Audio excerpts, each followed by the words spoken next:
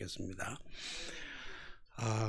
예수 그리스도는 보통 일반 사람들과는 다르게 신성과 인성을 함께 지니신 그런 분이십니다. 이 말은 유일하신 하나님께서 타락한 인간들을 구원하시려고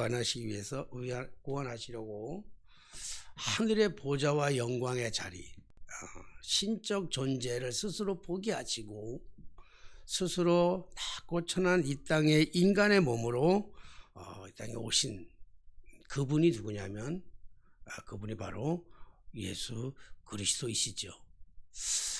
이것을 가장 신학적으로, 조직 신학적으로, 성서 신학적으로, 그리고 교리적으로 가장 잘 설명한 분이 누구냐면 바로 사도 바울입니다.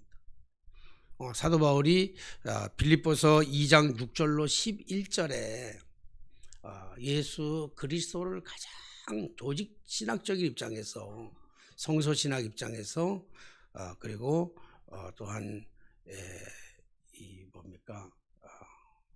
교리적인 입장에서 가장 잘 설명했는데, 그가 이렇게 빌립보서 2장 6절에서 11절에 이렇게 얘기하고 있습니다. 그는 근본 하나님의 본체시나, 그분이 하나님이었다는 거예요, 예수 그리스도가. 그러나 하나님과 동등됨을 취할 것으로 여기지 아니하시고 오히려 자기를 비워 종의 형체를 가지사 사람들과 같이 되셨고 사람의 모양으로 나타나사 자기를 낮추시고 죽기까지 복종하셨으니 곧 십자가에 죽으심이라.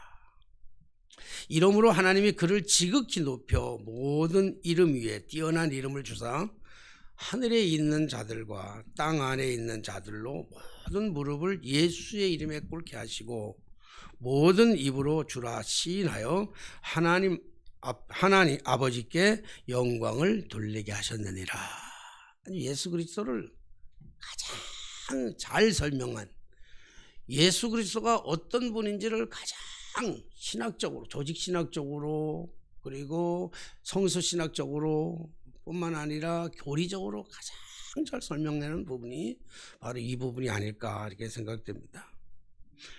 그러므로 이 말씀은 이 세상에 어떤 신도 인간이 될 수 없고 이 세상에 어떤 인간도 신이 될 수 없다는 말입니다. 그러니까 오직 신이 되시고 인간이 되실 수 있는 분은 오직 유일하신 예수 그리스도 한 분밖에는 없는 줄로 믿습니다. 그렇기 때문에 인간을 신격화해서는 안 됩니다. 인간을 신격화해서도 안 되고 인간을 숭배해서는 더더욱 안 됩니다. 인간은 숭배의 대상이 아니라 존경의 대상이지요. 아무리 능력을 가지고 있는 인간이라 할지라도 인간은 숭배의 대상이 아니라 존경의 대상이지요. 하지만 인간들은 끊임없이 신이 되기를 원합니다.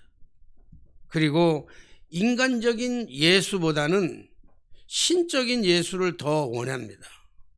그래서 예수님을 따르던 당시에 수많은 무리들, 수많은 군중들은 예수님의 인간적인 모습보다는 예수님의 신적 요소를 끊임없이 강구해서 따라다니면서 표적을 구했습니다.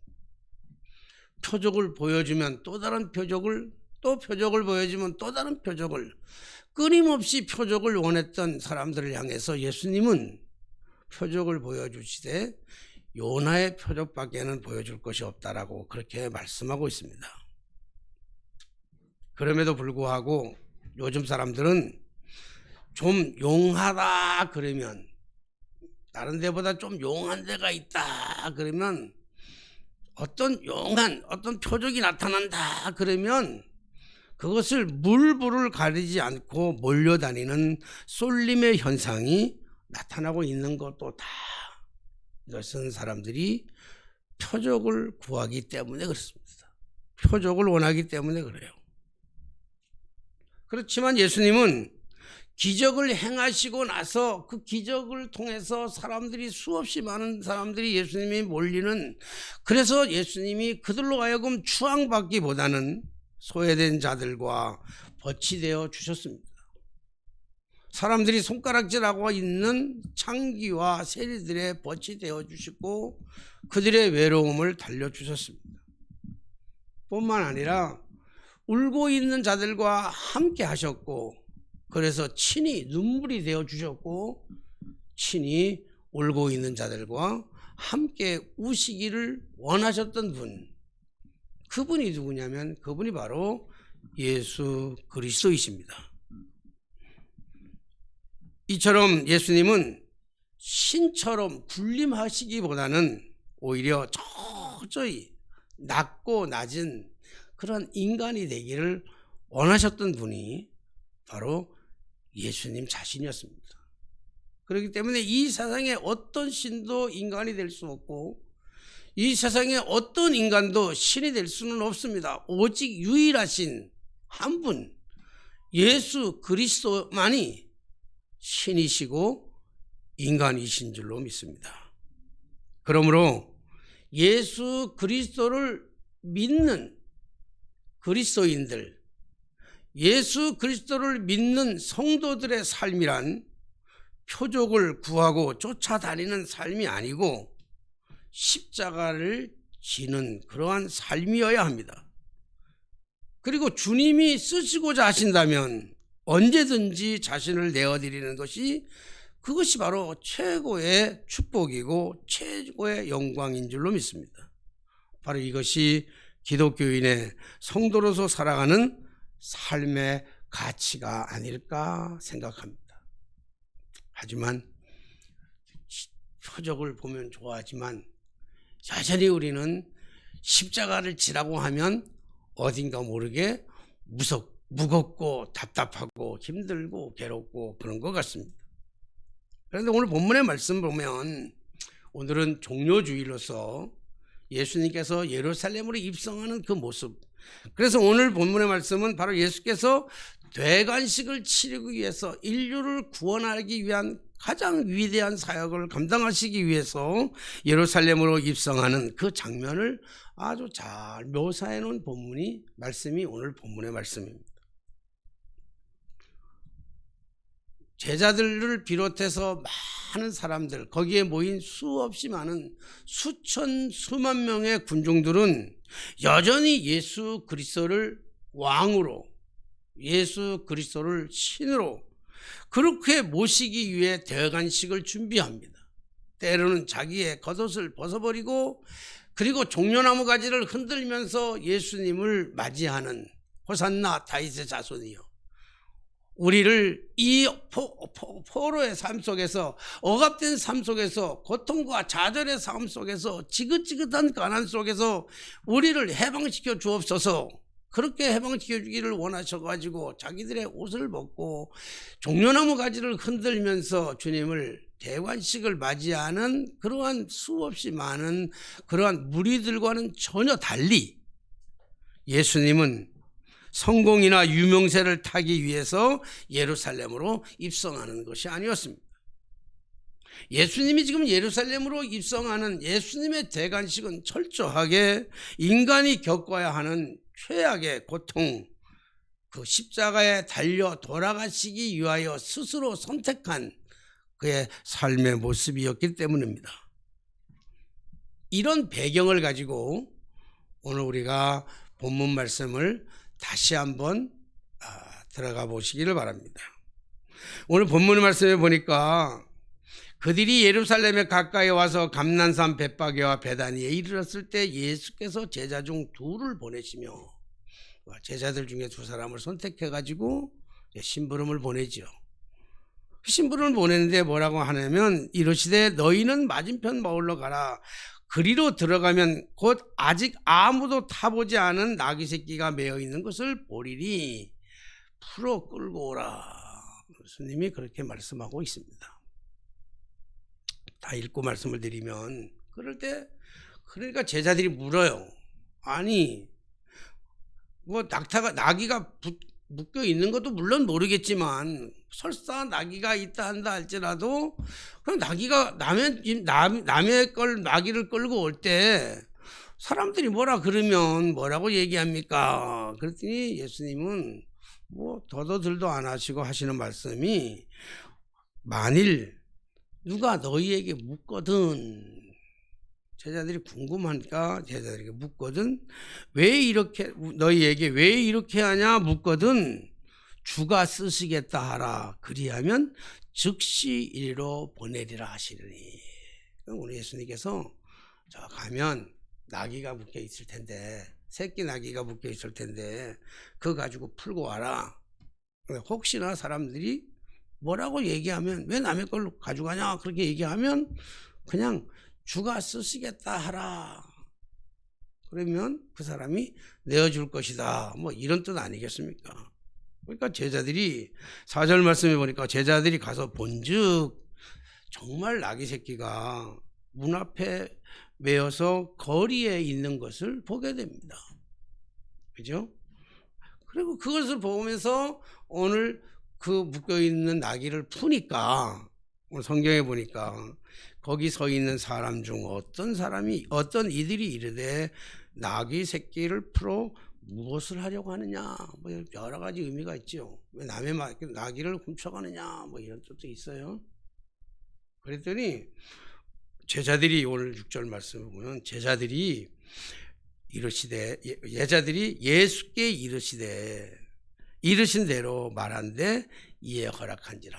그러니까 제자들이 이거 남의 낙타를 왜 가져가는 거요? 그러니까 제자들이 임자에게 주께서 쓰시겠다 그러는데 그러니까 오늘 낙타 임자가 아무 말도 하지 아니하고 그냥 내주었다. 이것이 오늘 본문의 말씀입니다. 오늘 이 본문의 말씀을 읽으면서 좀 상식적으로 이해가 되나요? 상식적으로 합리적으로 이 말씀이 정말 대단한 말씀이다 이렇게만 느껴지십니까? 이 말씀이 좀 상식적으로 좀 안 맞습니까? 그래서 안티크리스찬들은 이런 말씀을 가지고 끊임없이 집요하게 물고 늘어지면서 말도 안 되는 거짓 실화다 이렇게 얘기하는 경우도 참 많습니다. 왜냐하면 합리적이 아니기 때문에 이성적이 아니기 때문에 그래요. 여러분 대관식에 타고 들어갈 것이라고 한다면 그것은 당연히 말이어야 되죠. 훈련된 백마를 타고 그리고 사람들의 환호를 받으면서 입성해야 되는 것은 당연한 일입니다. 근데 오늘 본문의 말씀 보면 지금 예수님께서 베단이라는 곳에 이르러 그랬어요. 예루살렘에 들어가기 위해서 이제 베다니에 이르렀는데 베단이라고 하는 곳에서 예루살렘까지의 거리를 따진다면 약 한 3km 되는 작은 마을입니다. 근데 3km까지의 그 작은 마을을 가기 위해서 예수님이 타고 가기를 원했던 건 뭐냐면 새끼 낙이었어요.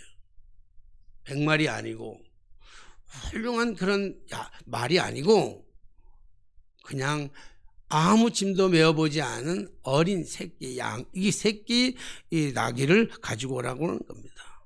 그러니까 예수님이 이해할 수 없는 말씀을 해요. 말이 아니고 나귀라고 하는 것도 이해가 되지 않지만 제자들의 행동이 또 이해할 수가 없는 거예요. 가가지고 나귀가 있는데 그냥 아무 소리 없이 그냥 풀고 와라.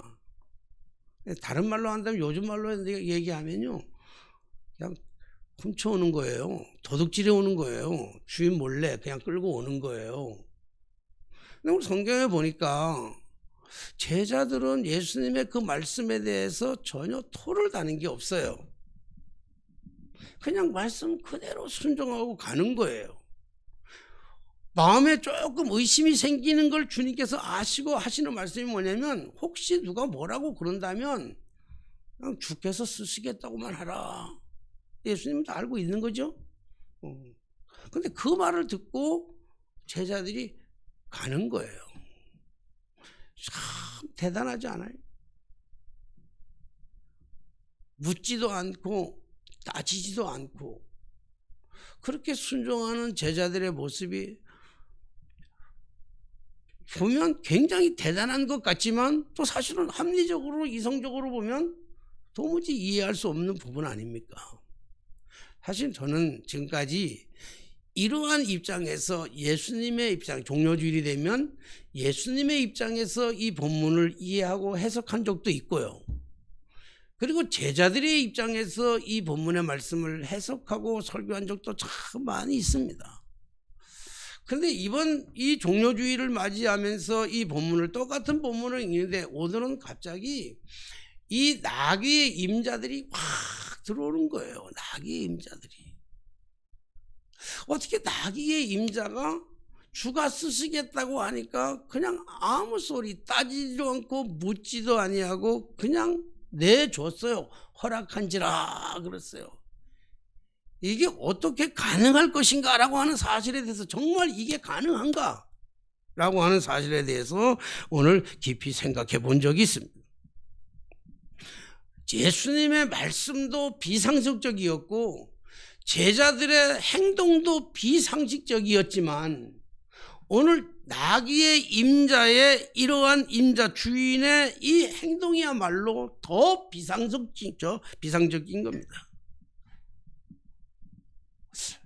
오늘 말씀을 가만히 묵상하면서 오늘 이 집에 나귀가 몇 마리가 있었을까? 끊임없이 묵상하고 또 묵상해 보니까 목사님 이 집에 나귀가 몇 마리 있었을 것 같아요? 3마리? 3마리 중에 1마리 가지고 온 것 같아? 그래도 권사님이 대단해. 오늘 아마 이 나귀는 2마리 중에 1마리 아닐까? 2마리. 이게 나귀가 전부 삶의 전부예요. 자기의 모든 삶의 모든 가치, 자기가 생각하는 모든 거예요. 그냥 100마리 중에 1마리가 아니고 1000마리 중에 1마리가 아니고 정말 자식같이 아끼고 사랑하고 이것이 모든 자신의 삶의 전부인데 그거를 한마디 주가 쓰시겠다고 하는 그 한마디에 그 나귀를 내어줄 수 있었을까? 이것이 정말 비상식적인 것 같아요. 제자들의 12명의 제자 중에 예수님이 가장 험상궂은 사람을 보내가지고 족보까지 생겼기 때문에 임자가 무서워서 말을 붙일 수가 없어서 그냥 내준 것도 아닐 거예요. 응? 뿐만 아니라 임자가 그 나귀의 주인이 진짜 정말 바보니까 자기의 주장도 할 줄 모르는 정말 바보이기 때문에 묻지도 않고 따지지도 않고 이 나귀를 내보냈을까? 도무지 이해할 수가 없는 거예요. 일반적인 입장에서 상식적인 입장에서 합리적인 사고로 보면 도무지 이해할 수가 없어요. 그러나 우리가 성경을 볼 때는 그냥 상식적으로 성경을 보는 것이 아니라 믿음의 관점으로 봐야 되는 것 아니겠습니까? 그렇다면 오늘 이 임자는 이 주인은 어떻게 해서 자기의 가장 소중하다고 생각했던 이것을 아낌없이 내어놓을 수 있었을까? 그를 감동시켰던 게 뭘까? 말씀을 묵상하는 가운데 깨달았던 중요한 것은 뭐냐면 말이죠. 그는 알고 있었어요. 이미 알고 있었어요. 무엇을 알고 있었습니까? 예수 그리스도가 누구인 줄 알았을 뿐만 아니라 그는 스가랴서 9장 9절에 있는 그 말씀을 이미 알고 있었다고요. 구약의 말씀에 대해서 이미 그는 충분히 이해하고 있었고 알고 있었고 습득하고 있었고 외우고 있었고 그리고 그 말씀이 언젠가는 반드시 실현될 것이라고 하는 사실에 대해서 이 나귀 임자는 알고 있었다고요. 그럼 스가랴 9장 9절 말씀이 무엇입니까? 스가랴 9장 9절의 말씀은 이스라엘 백성들이 가장 큰한 고통 속에 가장 절망 속에 있을 때 하나님이 스가랴의 입술을 통해서 주신 희망의 메시지 아닙니까? 그 메시지가 뭐냐면 시온에 따라 크게 기뻐할지어다 예루살렘의 딸들아 크게 즐거워할지어다 보라 내 왕이 내 주가 내게 임하시나니 그는 공의로우시며 구원을 베푸시며 겸손하여서 나귀를 타시나니 나귀의 작은 것 곧 나귀 새끼니라. 이미 예수님이 오시기 훨씬 전에 스가랴 선지자를 통해서 말씀해 주신 이 하나님의 언약의 말씀, 메시아가 오실 텐데, 왕 중에 왕이 오실 텐데, 구세주가 오실 텐데, 우리의 인생의 진짜 문제를 다 해결해 줄, 죄의 문제까지 해결해 줄 그러한 메시아가 오실 텐데, 그 메시아가 오시면 그가 타실 게 뭐냐면 새끼 낙이라는 거예요. 그거를 알고 있었습니다. 이 말씀을 기억하고 있었습니다. 그렇기 때문에 그는 묻지도 아니하고 따지지도 아니하고 이 거룩한 일에, 이 완전한 일에, 이 영광스러운 일에 자기 새끼 나귀를 쓴다고 하는 그 사실에 대해서 내어주는데 감사함으로, 기쁨으로 내어줄 수 있었어요. 자기의 가장 소중한 것이지만 그것을 기쁨으로 내어줄 수 있었던 것입니다. 사랑하신 성도 여러분, 신앙생활을 기쁘게 하려면 어떻게 해야 되나요? 우리에게 삶 속에, 우리의 믿음 삶 속에 신앙생활을 기쁘게 하려면 어떻게 하면 기쁨이 오죠? 하나님을 기쁘시게, 하나님의 기쁘시게 하시죠. 당연히 하나님의 기쁘시게 하는 신앙생활을 하려면 내가 기뻐야 되는데, 하나님은 내가 울적하고, 하나님이 내가 힘들어하고, 하나님이 내가 괴로워하고, 하나님이 내가 불평하고 불만스럽게 살아가면 하나님이 절대로 기뻐하지 아니하시거든요. 내가 행복해야 돼. 내가 즐거워야 돼요. 내가 감사해야 돼요. 그럼 내가 행복하고 내가 감사하고 내가 즐거워하는 신앙생활은 어떤 상태가 되면 정말 행복해질 수 있는가요? 한 10억쯤 생기면 행복할 것 같아요. 한 100억쯤 생기면 행복할까? 여러분, 100억이 생기면요, 딴 사람들이 물어봤어요. 100억이 생기면요 1000억을 갖고 싶대. 1000억이 생기면요 1조가 갖고 싶고요, 1조가 갖고 싶으면요 1경이 갖고 싶대. 우리 좀 마포지방의 어떤 감사 이름은 전일경이야, 일경. 그래서 아버지가 1경만큼 돈을 벌으라고 1경이라고 져뒀대요. 아, 2경이네. 형은 1경이고 동생은 2경이야, 2경. 여러분, 돈이 2경쯤 있으면 행복할까요? 돈이 2경쯤 있으면 즐거울까요? 돈이 2경쯤 있으면 감사하고 찬양할까요? 아니. 에이, 목사님 안 물어봤으면서 왜 그래요? 그러면 할 말은 없어요. 안 그럴 것 같아. 왜? 그렇게 가지고 있는 사람들의 살아가는 삶의 모습을 보니까. 그러면 언제 감사한 마음으로 살아갈 수 있어요? 언제 기쁜 마음으로 살아갈 수 있나요? 여러분, 나귀 임자는 자기의 전부를 다 빼앗기는 것 같은, 훔쳐가는 것 같은, 왜 가져갔냐고 따져야 되잖아요. 왜 훔쳐갔느냐고 따져야 되잖아요. 내 가장 소중한 걸 뺏기는데 내 주머니에 있는 단돈 10,000원이 나가도 아까워 죽겠는데 이 자기의 생명 같은 것을 나가면 따져야 되는 게 정확한 것 아닙니까? 그럼에도 불구하고 이 나귀 임자는 기쁨으로, 감사함으로, 행복함으로 주었던 그 이유가 뭐냐면 예수 그리스도가 누구인지를 정확하게 알았기 때문에 그래요. 우리가 신앙생활하면서 진짜 행복은 어디서 옵니까? 예수 그리스도가 누구인지 알 때 오는 거예요.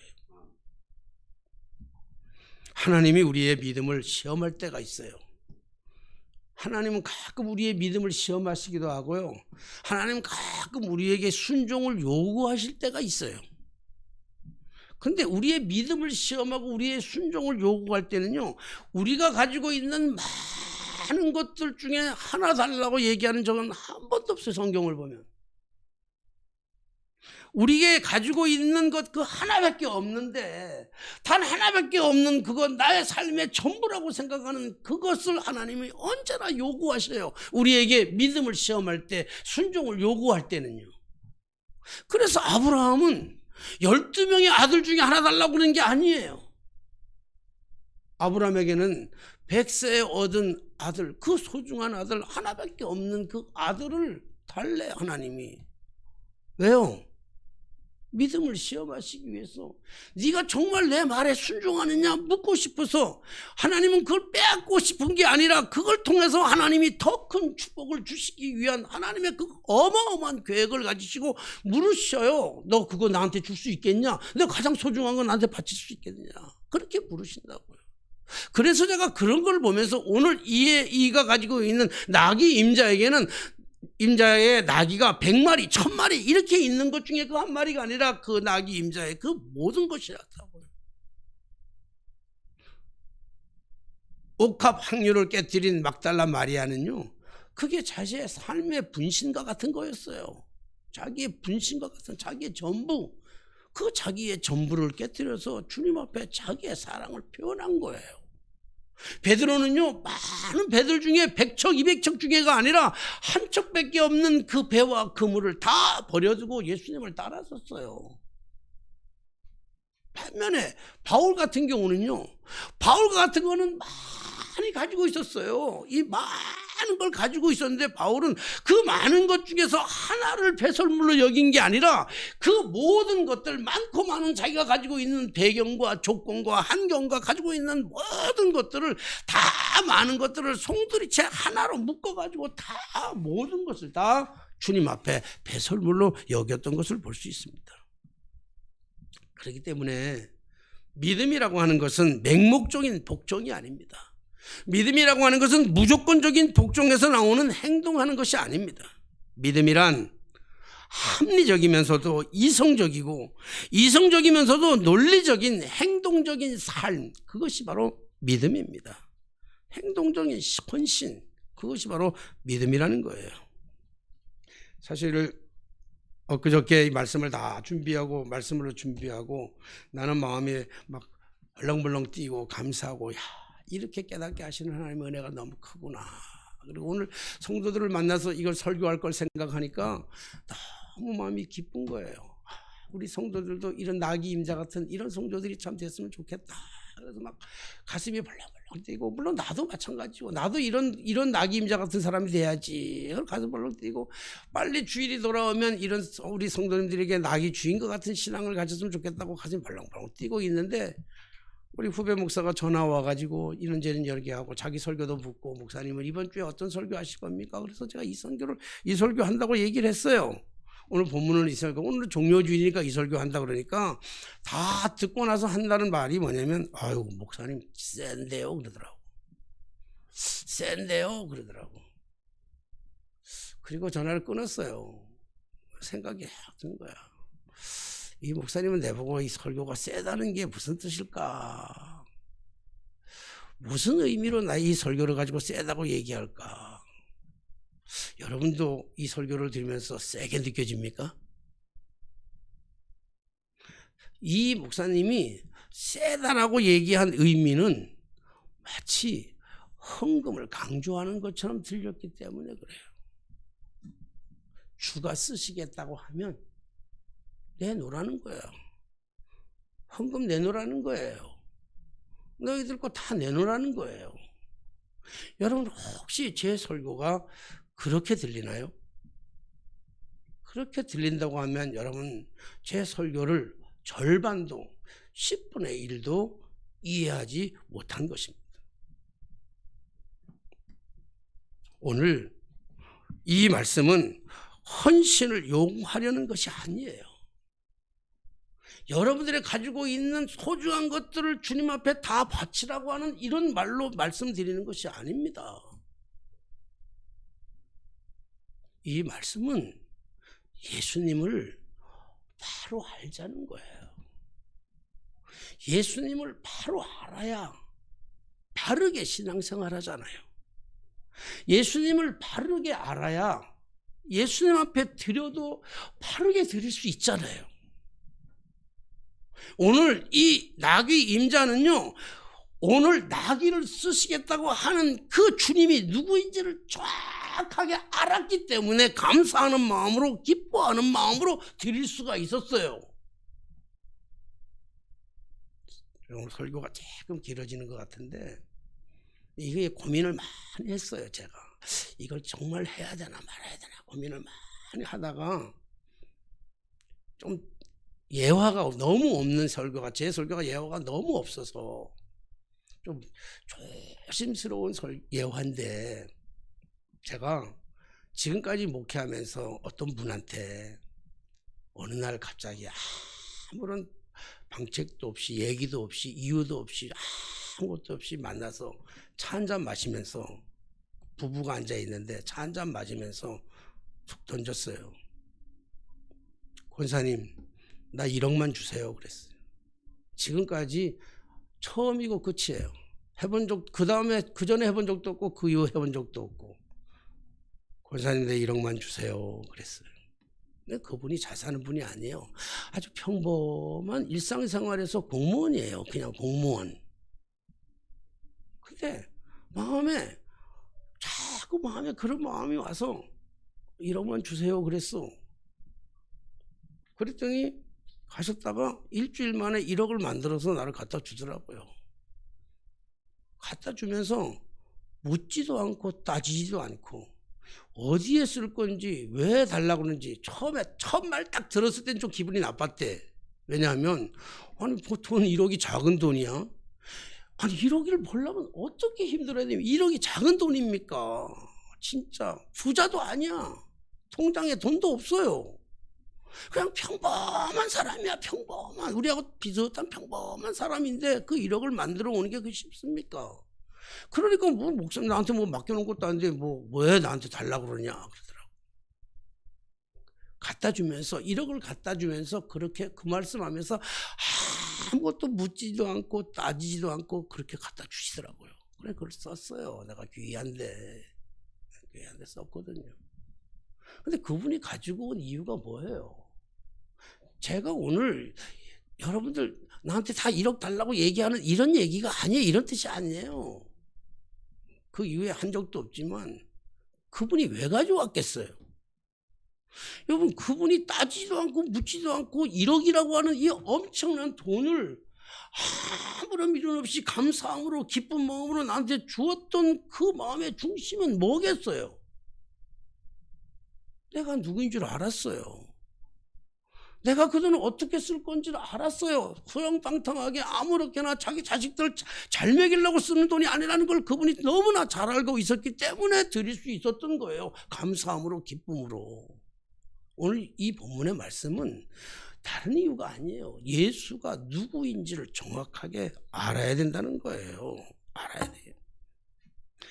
여러분, 헌신을 요구하는 것이 아니라 바로 알라는 것입니다. 바로 알 때 바른 믿음이 생기고 바른 믿음 안에서 교회가 건강해지는 것이고 교회가 부흥이 일어나는 것이죠. 오늘 종료주일 제자들은 예수님의 말씀에 무조건 복종했습니다. 무조건 순종했습니다.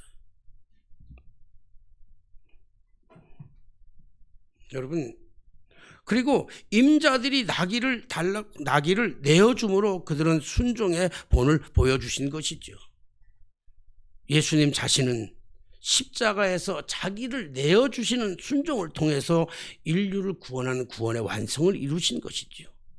그러므로 진정한 순종은 진정한 믿음에서 나오는 것이고, 진정한 믿음은 바르게 알을 통해서 나오는 거예요. 예수가 누구냐고요. 예수를 잘 모르니까 맹종적인 신앙에서, 맹목적인 신앙에서 무조건적인 신앙이라고 얘기를 하면서 수없이 많은 사람들이 현혹하고 있잖아요. 거짓 사람들이 와서 지가 신이라고 얘기하고 있잖아요. 예수를 모르니까 자기의 모든 것을 거기다 갖다 바치잖아요. 물론 교회가 잘못 가르친 이유도 없지 않아 있습니다. 조금은 있어요. 교회 책임도 있어요. 왜? 예수가 누구인지를 정확하게 가르쳐 주지 않았기 때문에. 오늘 말씀은 정리하려고 한다면, 오늘 이 나귀 주인은 나귀 새끼를 내어줌으로 끝난 것이 아니라 대관식에서 주목받는 낙타로 쓰임받는, 나귀로 쓰임받는 거룩한 쓰임의 그릇이 되었다고요. 주께서 쓰시겠다고 할 때, 여러분 오늘 당장 주께서 쓰시고자 할 때, 예, 주님 내가 여기 있습니다 라고 고백할 수 있는 영성의 소유자, 예, 그렇습니다. 내 걸 드려도 감사함으로 드릴 수 있는 이러한 진정한 사람, 손중의 사람들이 되기 위해서는 예수가 누구인지를 알아야 하고, 그리고 말씀 앞에, 하나님의 말씀 앞으로 더 가까이 가야만 하는 것입니다. 하나님의 말씀을 알 때 이단한테 안 빠지는 거예요. 하나님의 말씀, 그 그리스도, 예수 그리스도, 그는 본체 하나님의, 그가 근본적으로 하나님이시만 하나님으로서의 동등됨을 취하지 아니하고 낮고 천한 모습으로 이 땅에 오셔서 신이 되기를 원하셨던 것이 아니라 인간이 되기를 원하셔서 그렇게 하셨던, 나를 구원하셨던 그 예수를 알 때 비로소 행복해지는 거예요. 예수를 알 때 우리가 쓰여지는 쓰임이 고귀한 거예요. 오늘 이 종료주의를 맞이해서 예루살렘으로 입성하신 예수님, 인기몰이도 아니고, 그리고 유명세를 타기 위한 것도 아니고, 오직 인류를 구원하시기 위해, 나와 우리 모두를 구원하시기 위해 쓸쓸히 그렇게 들어가셨던 그 예수님, 그 주님을 바라보면서 믿음으로 승리하는 저와 여러분들의 삶이 되게 되시기를 주님의 이름으로 축원합니다. 기도하겠습니다. 만왕의 왕이 되시고 만주의 주가 되신 살아계신 하나님 아버지, 주님의 은혜를 생각할 때마다 진심으로 감사를 드립니다. 오늘도 말씀에 비추어서 우리의 자신을 돌아보게 하시고, 우리의 믿음이 맹목적인 믿음, 어리석은 믿음, 맹종하는 삶이 아니라 우리의 이성적이고 논리적이며 합리적인 그 믿음이 돼 주님을 바로 알고 바로 믿고 바로 순종할 줄 아는 그러한 삶이 될 수 있도록 우리를 다시 한번 깨우쳐 주시옵소서. 예수가 그리스도이신 것을, 예수가 하나님인 동시에 인간이었던 것을 우리가 기억하고 철저하게 낮아진 주님을 바라보며 우리도 주님과 같은 삶을 살아갈 수 있도록 인도하여 주옵소서. 예수님의 이름으로 기도하옵나이다. 아멘.